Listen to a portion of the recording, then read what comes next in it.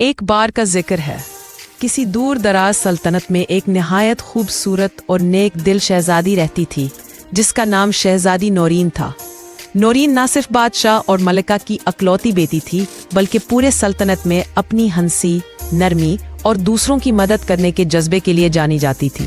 شہزادی کو سب سے زیادہ شوق جوتے جمع کرنے کا تھا۔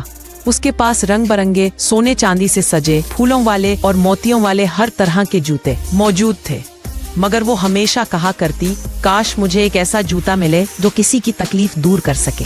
ایک دن جب وہ محل کے باغیچے میں کھیل رہی تھی، ایک بوڑھی عورت لنگڑاتی ہوئی محل کے دروازے تک آئی۔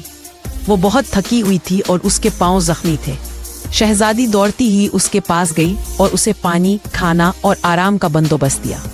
بوڑھی عورت نے مسکرا کر کہا، اے نیک دل بچی، تم نے میرا دل جیت لیا، میں تمہیں ایک انمول تحفہ دینا چاہتی ہوں۔ یہ کہہ کر اس نے اپنے تھیلے سے ایک چھوٹے سونے کے جوتے کا جوڑا نکالا اور شہزادی کو دیتے ہوئے کہا، یہ جادوئی جوتے ہیں، جو بھی نیک نیتی سے انہیں پہنے گا وہ دوسروں کی مدد کر سکے گا، لیکن یاد رکھنا اگر خود غرضی سے استعمال کیا تو ان کی طاقت ختم ہو جائے گی۔ شہزادی نے حیرت سے جوتے پہنے اور اچانک اس کے سامنے ایک جادوئی راستہ کھل گیا۔ جیسے ہی وہ اس راستے پر چلی، وہ ایک غریب بستی میں پہنچ گئی جہاں بچے بھوکے اور بیمار تھے۔ شہزادی نے اپنے دل سے دعا کی، یا اللہ، ان بچوں کی مدد کر۔ اسی لمحے جادوئی جوتے چمکنے لگے اور شہزادی کے ہاتھوں سے کھانا، دوا اور کپڑے نکلنے لگے۔ شہزادی روز اس جوتے کی مدد سے مختلف بستیوں میں جا کر لوگوں کی مدد کرنے لگی۔ وہ اپنا چہرہ چھپا کر جاتی تاکہ کوئی پہچان نہ سکے۔ جلد ہی پورے ملک میں ایک جادوئی پری کی کہانیاں مشہور ہو گئیں جو غریبوں کی مدد کرتی ہے۔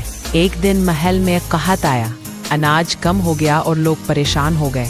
تب شہزادی نے جوتے پہن کر دعا کی اور سارا محل اناج سے بھر گیا۔ بادشاہ اور ملکہ حیران ہو گئے اور پوچھنے لگے، یہ معجزہ کیسے ہوا؟ شہزادی نے سب کچھ سچ سچ بتا دیا۔ بادشاہ نے خوش ہو کر اعلان کیا کہ آج سے شہزادی نورین نہ صرف سلطنت کی وارث ہے بلکہ محبت کی ملکہ بھی ہے۔ شہزادی نے جوتے اپنی چھوٹی بہن کو دے دیے اور کہا، یاد رکھنا، نیکی سب سے بڑا جادو ہے۔ اور اس دن کے بعد شہزادی نورین ہمیشہ لوگوں کے دلوں میں جادوئی شہزادی کے نام سے یاد کی جاتی رہی۔